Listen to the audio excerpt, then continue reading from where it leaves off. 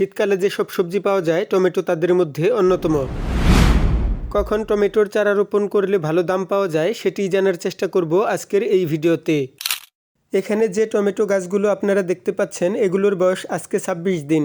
এই গাছগুলোতে প্রায় 20 দিন বয়স থেকেই ফুল আসতে শুরু করেছে।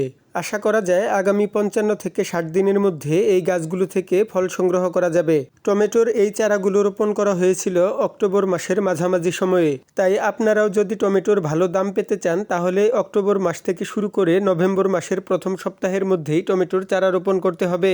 বর্ষার জন্য এই সময় একটু কম বেশি হতে পারে।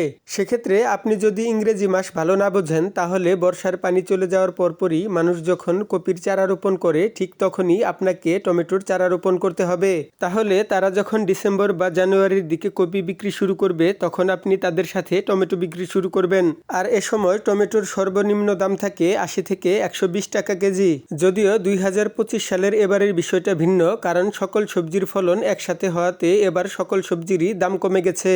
তারপরও এখন যেখানে ফুলকপি 1 থেকে 2 টাকা পিস, শিম 10 থেকে 15 টাকা কেজি, বেগুন 10 টাকা কেজি, সেখানে টমেটো এখনও 30 থেকে 40 টাকা কেজি দরে বিক্রি হচ্ছে।